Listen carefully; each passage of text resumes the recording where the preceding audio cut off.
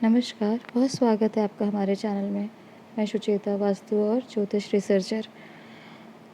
हाल ही में हमने देखा कि नरेंद्र मोदी जी हमारे प्रधानमंत्री अमेरिकी यात्रा पर थे। उन्होंने इंडियन डायस्पोरा से संबोधन किया और उसमें उन्होंने कहा कि गर्व से कहें कि सबसे सनातनी मनुष्यता की प्रथम भाषा तमिल हमारे भारत की है। और वहीं इसी के कुछ दिन पहले आपने देखा होगा कि नए पार्लियामेंट की स्थापना के समय वहाँ शैव संप्रदाय के पूज्य तमिल साधु आदि जन वहाँ पे संगोल की स्थापना की, आदि पूजा विधान जो है उस उन्होंने उनका संपादन किया। और कहने का ये अर्थ है कि आप किसी भी मार्ग की बात करें, परंतु अगर आप पुस्तकों में दक्षिण भारत की किताबों को वाम मार्गी कहते हैं तो ये बहुत गलत है। अभी हाल ही में हमारा एक एक्सपीरियंस ऐसा हुआ कि कुछ लोगों ने कहा कि आप क्यों दक्षिण भारतीय ग्रंथों के बारे में पढ़ते हैं, क्यों दक्षिण भारतीय जो वाम मार्गी ग्रंथ हैं उसके बारे में आप चर्चा करते हैं। तो मैं आपको ये करेक्ट करना चाहूँगी कि दक्षिण भारतीय ग्रंथ किसी भी रूप से वाम मार्गी ग्रंथ नहीं होते।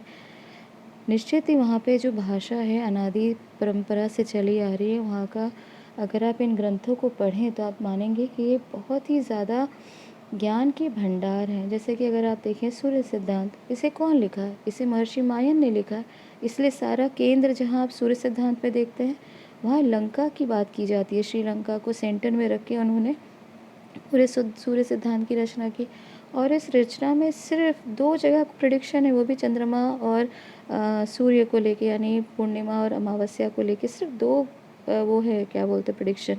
अन्यथा पूरे इसमें कैलकुलेशन है। पृथ्वी का व्यास कितना है, सूरज से आदि ग्रहों की दूरी, और पूरे सारे सिर्फ कैलकुलेशन, जिससे हम ग्रहों की गणनाएं कर सकें और सारी सटीक। अर्थात आज भी जो महर्षि मयमतम जो लिखे हैं, अर्थात जो महर्षि मायन जिन्होंने हजारों वर्ष पहले इस ग्रंथ की रचना की, जो रावण के ससुर थे, उनकी रचना पूरी तरह सटीक है। और अगर आप इसके कैलकुलेशन को देखें तो कहीं भी आप नहीं कह सकते कि इसमें ज़रा सी भी कोई त्रुटि है, बल्कि हम इसको आज के जो मानव जो साइंटिस्ट हैं और बहुत आधुनिक समझते हैं, वो भी इसको पढ़ने में पूरी तरह सक्षम नहीं है। उसके कैलकुलेशन की जो इतनी डिटेल्स में उन्होंने सारी चीज़ें दी गई है, बहुत ही ज़्यादा मतलब एकदम सटीक जानकारी है।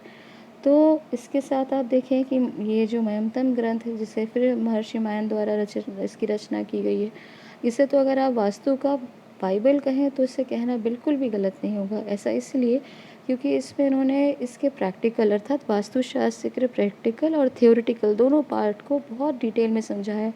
मंदिर प्रांगण आदि कैसा होना चाहिए, कितना व्यास होना चाहिए, क्यों होना चाहिए, कितने प्रकार के मंडल होना चाहिए, कौन से पेड़ होना चाहिए, कौन सी प्रकार की भूमि होनी चाहिए, इसका क्यों क्या कारण है, उसे इतने सुंदर से उन्होंने लिखा है। अगर आप इसे डिकोड करें तो आप स्वयं हैरान हो जाएंगे कि इतनी सुंदर जानकारी इतनी डिटेल के साथ में आपको अन्य किसी ग्रंथ में इतनी ज़्यादा डिटेल में आपको नहीं मिलेगी। और ये भी पूरी तरह प्राचीन भाषा है, अर्थात उसी समय की महर्षि मायन के समय की भाषा तमिल भाषा में लिखा है। और यही नहीं, जैसे हम देखते हैं कि फल दीपिका, इसे भी एक बहुत प्राचीन दक्षिण भारत के संत ने लिखा, और इसमें पूरी प्रेडिक्शन है, ज्योतिष की पूरी गणना दी गई है और बहुत अच्छी तरीके से इसे कैलकुलेट करना समझाया गया। अगर आप भी इन सब ग्रंथों को पढ़ें तो आप जानेंगे कि इन ग्रंथों में कहीं भी कुछ भी वाम मार्ग की बात नहीं है। अगर आप दक्षिण भारत को ही वाम मार्ग या पूरी तरह से इस तरह से आप देखें तो ये एक बहुत बड़ा भ्रम है, और आपको इस तरह से जानकारी अगर आप रखते हैं तो ये बहुत बड़ी अज्ञानता है। क्योंकि जब तक आप इन ग्रंथों को स्वयं नहीं पढ़ेंगे और आप इसके बारे में गलत बात फैलाएंगे या सोचेंगे, तो ये बहुत ही बड़ी गलत और अज्ञानता भरी बात होगी। तो हमारा आपसे आग्रह है कि आप इन ग्रंथों को पढ़ें, इनकी गंभीरता को, इनकी गहराई को समझें, और आप स्वयं गर्व करें कि इतनी सुंदर हमारे प्राचीन ऋषि मुनियों ने कितना सुंदर इसके एक एक वर्णन किया है। अगर ज्योतिष हो, वास्तु हो, आदि हर चीज़ के बारे में जो भी आप ग्रंथ को लेंगे उसमें बहुत सुंदर वर्णन किया गया है। और यहीं आप देखें कि दक्षिण भारत में आज भी हमारा सनातन कल्चर जितना जीवंत है, और जितना आप वहाँ पे सही और सटीक जो देख पाते हैं चीज़ें, उतना जो हम उत्तर भारत में नहीं देख पाते या सेंट्रल इंडिया में भी नहीं देख पाते। इसके पीछे क्या कारण है? क्योंकि इन्वेजन यानी आक्रमणकर्ताओं ने जितने हमारे मंदिरों को ध्वस्त किया, हमारे संस्कृति और सभ्यता का जितना चोट पहुँचाई, हानि करी, उतना दक्षिण भारत में उतना इन्वेजन नहीं हुआ, उतना आक्रमण नहीं हुआ, इसलिए आज भी दक्षिण भारत में आपको हमारे प्राचीन मंदिर आदि आपको देखने को मिलते हैं। आज भी वहाँ पे जैसे भोजन को ही लेके देखें तो आज भी हमारा भोजन का जो परंपरा है आज भारत में आपको सटीक दक्षिण भारत में दिखेगी, जहाँ हमारे 200-300 साल पहले हम गेहूँ का अनाज नहीं यूज़ करते थे, नहीं प्रयोग करते थे, रोटी नहीं बनती थी। आप इसे जाके पाक शास्त्र में रिसर्च कर सकते हैं। तो इसको गेहूँ को लाया कौन? ये मुस्लिम आक्रांताओं ने हमारे देश में लाया, क्योंकि वहाँ पानी की बहुत कमी थी रेगिस्तानी इलाकों में, और इसीलिए वहाँ पे गेहूँ की पैदावार की गई। बल्कि हमारे अगर देश में देखा जाए तो मोटा चावल, रागी, कोदो, कुटकी इस प्रकार के जो अनाज है, ज्वार, बाजरा, मक्का, इसका प्रयोग किया जाने का आप देखें हमारे पाक शास्त्र में जो इसके इतिहास आज भी मौजूद है। और यही नहीं, अगर आप देखें कि बहुत बारीक माइन्यूट डिटेल्स जैसे बिजली को ही लेके देखें, आपको किसी भी प्राचीन दक्षिण भारतीय मंदिर में बिजली अर्थात इलेक्ट्रिसिटी मंदिर के गर्भगृह में नहीं मिलेगी। इसके पीछे भी देखिए कितना गहरा साइंस है, क्योंकि वहाँ के स्वामी पंडित आदि उन जनों को मालूम है कि बिजली का जो वो प्रयोग अगर मंदिर में गर्भगृह में करेंगे तो वहाँ की जो एनर्जी है वो डिप्लीट हो जाएगी।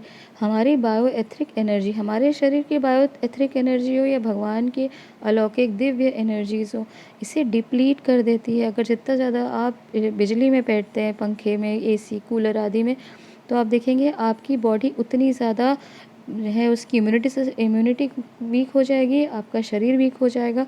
इसीलिए हमारे इन प्राचीन मंदिरों में आप ये आज भी जीवन देखेंगे, इस कल्चर को जीवन देखेंगे। और जहाँ तक दक्षिण भारतीय ग्रंथ की बात है, ये कहीं से भी वाम मार्गी ग्रंथ नहीं है।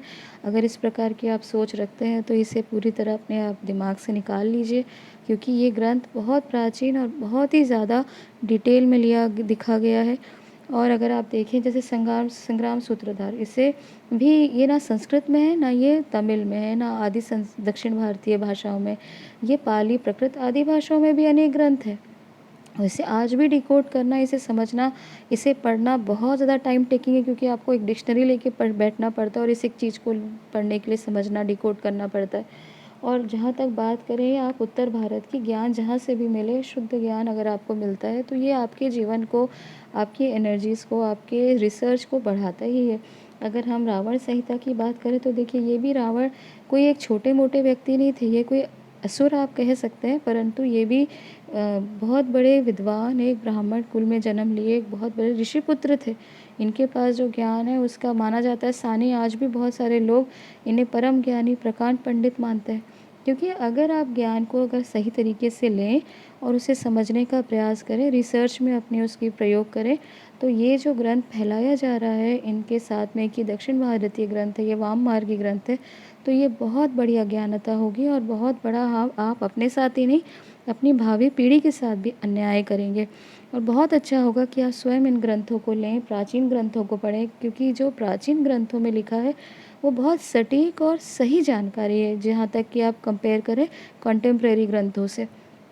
तो बेहतर है कि आप जितने प्राचीन ग्रंथ हों, हाँ नो डाउट वो बहुत महंगे होते हैं, उनका मिलना, उनकी उपलब्धि भी बहुत कठिन होती है, परंतु फिर भी आप देखेंगे कि इन ग्रंथों में जो जानकारी दी गई है वो बहुत ही ज़्यादा आपके लिए उपयोगी है। आपको अपने शास्त्र, अपने धर्म, अपने सनातन परंपराओं को समझने में मदद मिलती है।